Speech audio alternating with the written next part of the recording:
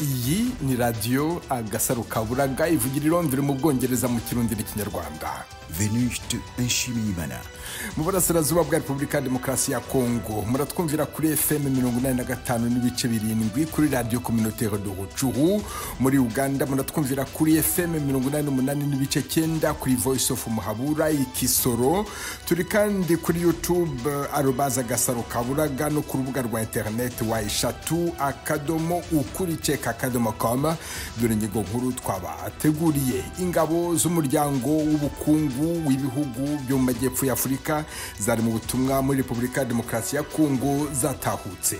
Ari biteye n'isoni ku ingabo zisohoka muri buriya buryo, niba ari ingabo koko zari zemeye ko zigiye gufasha leta ya Kongo mu kugarura amahoro, ariko babonye ko byinshi byagiye bigaragaza neza ko ntabwo ariko byagenze. Nta nibwo ari n'ingabo babona ko zigiye kuzana amahoro, ahubwo babonye ko ari n'ingabo zivanze mu bibazo yakira gihugu. Dr Bukanani Ismail, umwarimu muri kaminuza y'u Rwanda mu burasirazuba bwa Repubulika ya Demokarasi ya Kongo, umuhanda uva mu mujyi wa Sake ujya muri centre ya Masisi watangiye gukorwa. Umuhanda twasanze ari umuhanda umeze nabi cyane, wishwe n'amafuku, ntabwo wari wubakiye amarigore cyangwa se amabisi atwara amazi. Wari umuhanda umeze nabi cyane ariko kuba n'ubundi kimeze nabi, ariko ibyo tuje gutunga. Engineer Claude uhagarariye societe Delta 2 Limited kuri uwo muhanda muri teritwari ya Masisi, ikaze mu makuru ya radio Agasaro Kaburaga.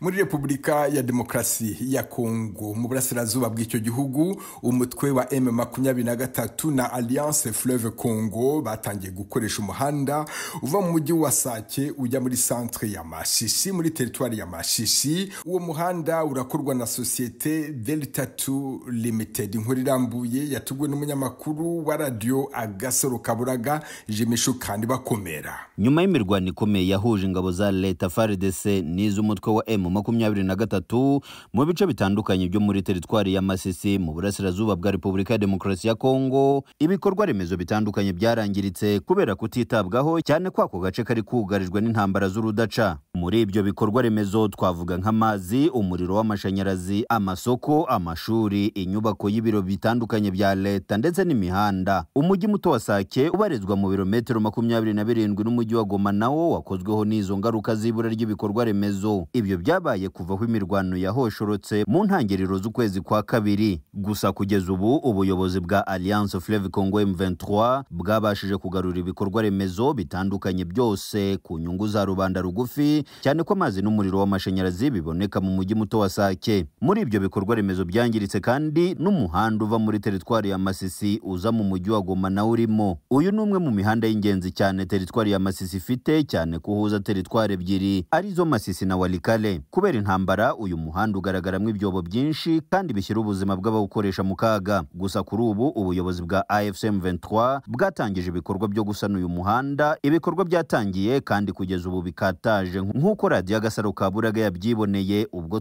twahageraga. Mu birometero bigera ku 10 uvuye muri centre ya Mushaki winjira mu mujyi muto wa Sake muri teritwari ya Masisi, ubona ko ibikorwa birimo kugenda neza. N'ahantu harimo kubaka umuhanda uva Sake ujya mu bice bitandukanye bya teritwari ya Masisi. Ikigaragara ni ubwinshi bw'imodokari zikoreshwa na societe Delta 2 Company Limited yahawe akazi ko kubaka ndetse no gusana umuhanda uva Sake ujya muri teritwari ya Masisi, cyane ahazwi nka Masisi Centre. Ni umuhanda ufite ibirometero bigera kuri 300. Radio Agasaro Kaburaga yavuganye n'uhagarariye ibikorwa by'ubwubatsi bw'uyu muhanda. Engineer Claude yatangiye atubwira uburyo ibikorwa birimo kugenda. Umuhanda twasanze ari umuhanda umeze nabi cyane, wishwe n'amakuku, imisozi n'amazi menshi.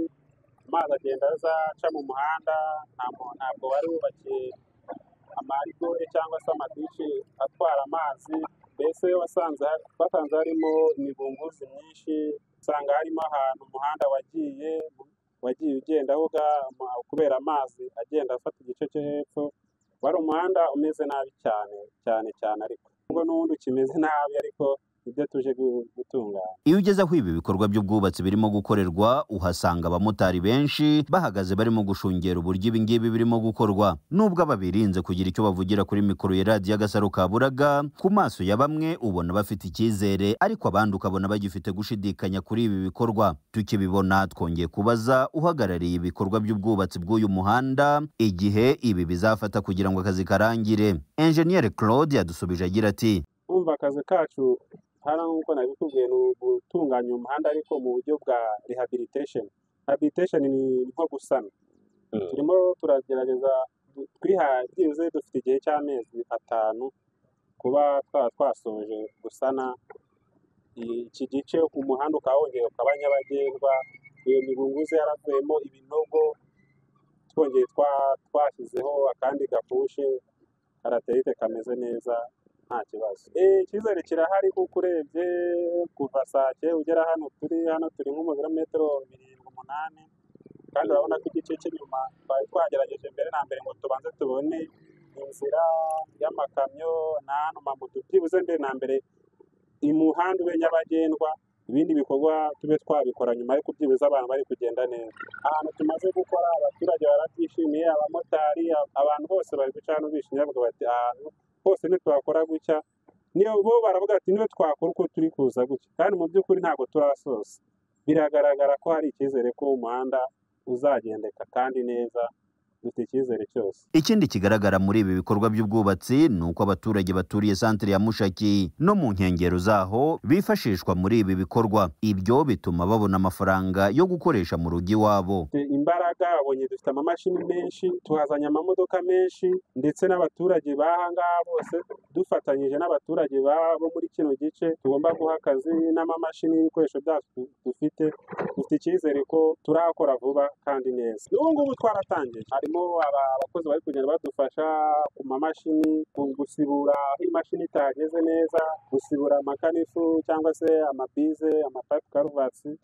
Twaratangiye, ntabwo ari ukuvuga ngo tuzatangira, byaratangiye. Ubwo byumvikana ko abaturage nabo barimo kubyungukira cyane. Inyungu umuhanda ni uwabo, ntabwo nta bandi bantu twaha akazi, hano ni uwabo, bagomba kuwukora. Kuva aho umutwe wa M23 wafatiye ibice bitandukanye byo mu burasirazuba bwa Repubulika Demokarasi ya Kongo, yagaragaye isana ibyangijwe n'intambara cyane cyane mu materitwari agize intara za Kivu ya ruguru n'iyepfo. Gusa mu bindi bice iyo uhageze ubona ko ibigo bimwe by'amashuri bitagikora kubera ko inyubako zimwe zasenywe n'imvura, izindi zikagwirwaho n'ibibombe. Ibintu byateye impagarara abaturage bo muri utwo duce. Gusa ibindi bikaba biteganywa gusanwa vuba na bwangu nk'uko byatangajwe n'ubuyobozi bwa Alliance Fleuve Congo M23. Jimmy Shukrani Bakomera, Radio Agasaro Kaburaga, Igoma.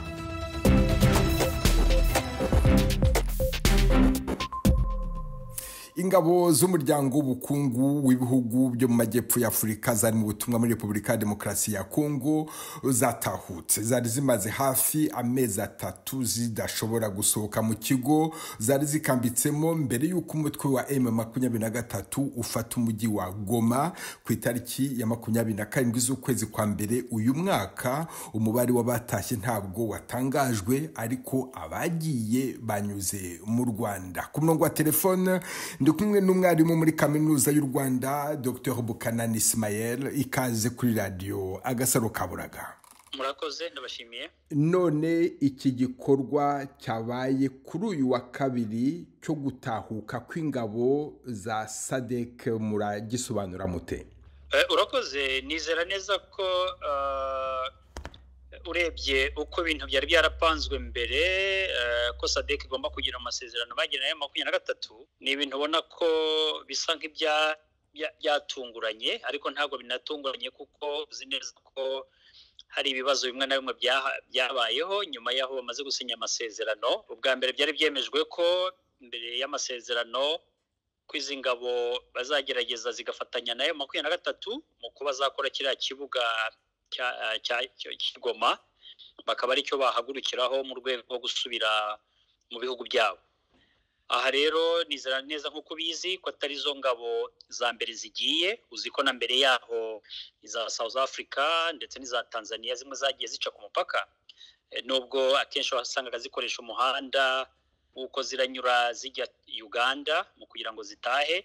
Ubu rero uzi ko zanyuze ku butaka bw'u Rwanda nyuma yaho bitagenze neza ndetse rimwe na rimwe mwumvise ko hari ku ruhande rwa M23 bagaragaje ko muri biriya bitero cyangwa mu masasu yumvikanye mu mujyi wa Goma hashobora kuba hari zimwe mu ngabo za SADC zaravuye cyangwa se bamwe mu bo SADC yari icumbikiye baba baratorotse bakava muri kiriya kigo. Ntabwo byazanye umwuka mwiza rero, birakwereka ko akenshi ahubwo M23 ari nkaho yabasabye ko bava no kuri butaka ifite. Ariko wabonye ko ibyo ari byo byose nyuma y'amasezerano bari bagiranye yo kuba bahava mu buryo indege yazaza ikanyura ku kibuga ikabajyana atari ko byagenze. Bikwereka ko rero amahirwe yenda bahawe na leta y'u Rwanda yuko bakoresha ubutaka bw'u Rwanda mu kuba bava muri Congo.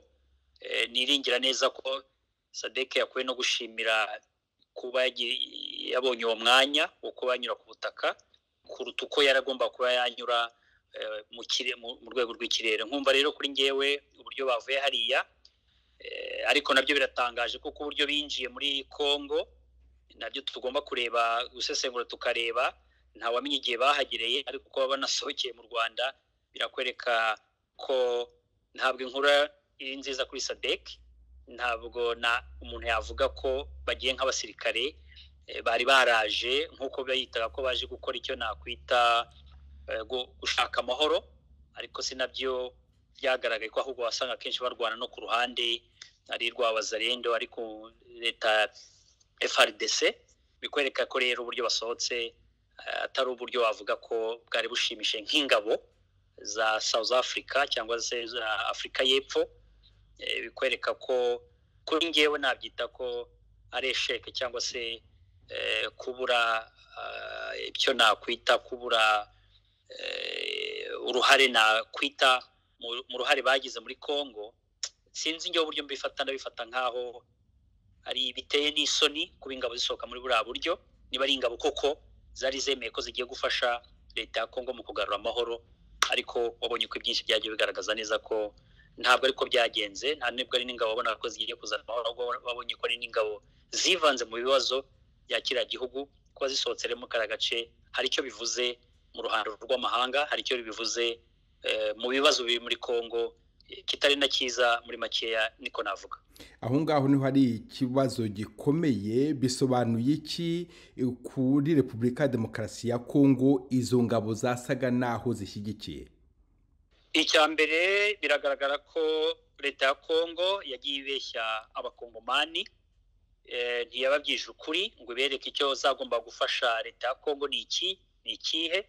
Ariko rero nabwo icyo zafashije leta ya Congo cyane cyane guverinoma ya Kinshasa ni uko bigaragara ko zagize uruhare mu bibazo byari biri muri Congo, cyane cyane ko tuvuga ko harimo abaturage bicwa cyane cyane abo mu bwoko bw'abatutsi. Bitabuza no kuvuga ko bashobora nabo kuba baragizemo uruhare indirectement cyangwa se mu buryo butaziguye, nubwo wenda bivuga ko ari leta ya Kinshasa yarwanaga n'uriya mutwe wa 23 nabo bagerageje kurwanya M23. Ariko birangiye rero bigara ko M23 ari ibigaramye, nayo ubifite. Navuga ko M23 ari ifite umuzi w'ikibazo kuba yabasaba bagasohoka, kuko n'ubundi amasezerano bafitanye na leta ya Kinshasa ntabwo bari bafitanye n'umutwe bari bahanganye rero M23. Nkumva rero uburyo usohotse muri kariya gace kuri M23 navuga ko uriya mutwe navuga ko byakwitwa nk'insinzi, ariko nubwo nabo batakwishimira ko ari insinzi kuko ni Abanyafurika, nabyita ko ni abavandimwe b'abakongomani b'abanyarwanda b'abanyafurika muri rusange. Ariko mu kubabwira ngo musohoke ni nko kubaha agasopo yo kubereka ngo twebwe turarwanira nka M23. Ndavuga nka M23 igiye kubabwira iti isomo mukuru nuko M23 iri kurwanira igihugu cyabo, iri gutwanira ubuzima bwabo. So kuba baraje kwivanga mu bibazo by'abakongomani nkaho bakababwiye ngo mureke abakongomani barangiza ibibazo byabo hagati yabo, nimwivange mu bibazo mubeshywa na leta ya Kinshasa yabahamagaye. Ariko nizera neza ko South Africa nayo ibonye isomo rigaragara neza ko ibibazo bya Congo atari ibibazo nk'uko babibwiwe na guverinoma ya Kinshasa, koko atari uko babisanze atari ko babibonye. Nkumva rero ko mu ruhande rwa 23 hari icyo bivuze. Naho ku ruhande rwa South Africa byo nk'uko wagiye ubyumva, hari minisitiri w'abanyamahanga mu magambo yagiye akoresha rimwe na rimwe agahangana n'umugaba w'ingabo za South Africa. Isomo bakuyemo cyane ni ukuvuga ngo ni ukwirinda kwivanga mu bibazo rimwe na rimwe bitareba by'abanyagihugu, kuko babonye ko bahaburiye abenshi bahaburiye ubuzima, baguye ku rugamba. Ni isomo rero babonye. Ikindi, uburyo bahavuye ni uburyo buteye isoni, ni uburyo buteye agahinda. Nk'ingabo za South Africa, ingabo zari zifite ishema twakwita nka South Africa nk'igihugu muzi uburyo ari igihugu gikomeye mu ruhando rwa Afrika, mu bihugu byubashywe, mu bihugu bigaragara ko mu rwego rw'ingabo, mu rwego rwo gutanga umusada wazo byari igihugu cyari cyubashywe. Ariko uburyo zivuye hariya nabyo ni isomo kuri South Africa, bibyereka neza ko bitagenze neza. Bagomba kunungira bagatekereza bakareba ubutaha, ariko bihisomo n'ubuyobozi bwa South Africa mu rwego kureba kure ko icyo bagiye gukora muri Congo atari cyo muri makeya kigaragaye mu gusohoka muri kiriya gihugu. Dr. Bukanani Ismael, umwarimu muri kaminuza y'u Rwanda, ndagushimiye cyane ku bw'aka kanya uhaye Radio Agasaro Kaburaga. Murakoze, ndabashimiye namwe kuba mwawe n'abadukurikiye. Mukomeje kumva Radio Agasaro Kaburaga. Muri Uganda muratwumvira kuri FM 88.9 kuri Voice of Muhabura Ikisoro. Turi kandi kuri YouTube @Agasaro Kaburaga, no ku rubuga rwa internet wa eshatu akadomo ukuri check akadomo.com.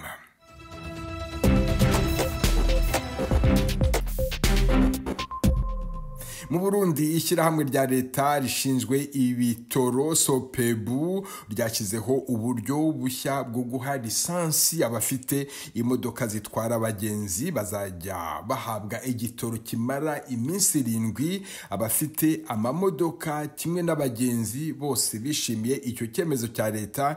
Inkuru yateguwe n'umunyamakuru wa Radio Agasaro Kaburaga Thierry Vendayishimye. Imyidogo hagati y'abunguruza abantu n'abanyagihugu bafata ingendo ziva mu gisagara ca Bujumbura zerekeza mu ntara zimwe zo mu gihugu hagati yari yagabanutse kuri uyu wa kabiri, kuko ishirahamwe Sopebu rijeje iby'igitoro mu Burundi ryashizeho uburyo bushasha bwo guha igitoro imodoka zunguruza abantu zibajana mu ntara za ruguru, nk'uko abakunzi ba Radio Agasaro Kaburaga bavyiboneye. Iyo miduga yo mu mashirahamwe yo kunguruza abantu bagana hagati mu gihugu yamaze kuzuza abagenzi ica yerekeza ku gituro kiri muri quartier ya Ngagara batangira kw'ibitoro kugira ngo bayuzurize. Aho nyene kandi baca bahabwa n'igipapuro cerekana ko yanywesheje, ndetse bikanayifasha ku yandi masitasiyo yo mu ntara hagati mu gihe ikamiye mu nzira igahabwa ikindi gitoro. Abagendesha iyo miduga rero bagakenguruka iyo ngingo kuko bazokora borohewe nk'uko babivuga. Neza akazi kaca gakorwa neza kubera iyo bibonetse akazi kagenda neza, abene igihugu biyunguruza neza, nta widoga ngo imiduga ko tutayibona vyagenze gute.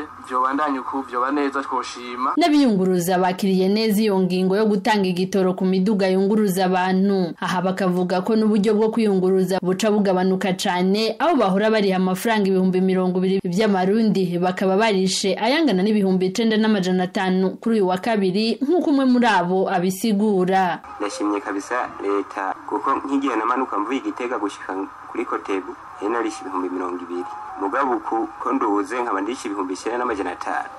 Kweli nubanezerewe cyane. Ariko kandi abatwari iyo miduga yunguruza abantu basaba ko igitoro bahabwa cyo kongerezwa kugira ngo biborohere gukora umunsi ku wundi, ndetse n'abagera mu ntara za kure boroherwe. Twosaba nuko amakota bivanye naho imodoka zikatira, kandi kota unywesha rimwe, unywesha kwiyo tariki. Rero urabona ibirometero by'ahantu nibingana, ugiye nko mu Cankuzo, mu Kirundo, imuyinga, kugira ashiki Bujumbura arinda kongeramo. Rero cyo twosaba nuko botudugiriza amakota bakiga nico kibazo c'imiduga ikatira kure yuko byosaba bishitsare nkavuye bakabongerera. Naho kubasanzwe bafise ama agence yunguruza abantu bavuganye n'abakunzi bacu bavuga ko ingingo yo gutanga igitoro kuri iyo miduga bizotanga karusho kanini, na cane ko hari imiduga myinshi yari yarahagaritse akazi. Live Ndayishimiye, Agasaro Kaburaga, Ikigali. Ni hano dusoreje aya makuru ya Radio Agasaro Kaburaga. Mwakoze kudutega amatwi. Dukomeje kandi gahunda gusigasira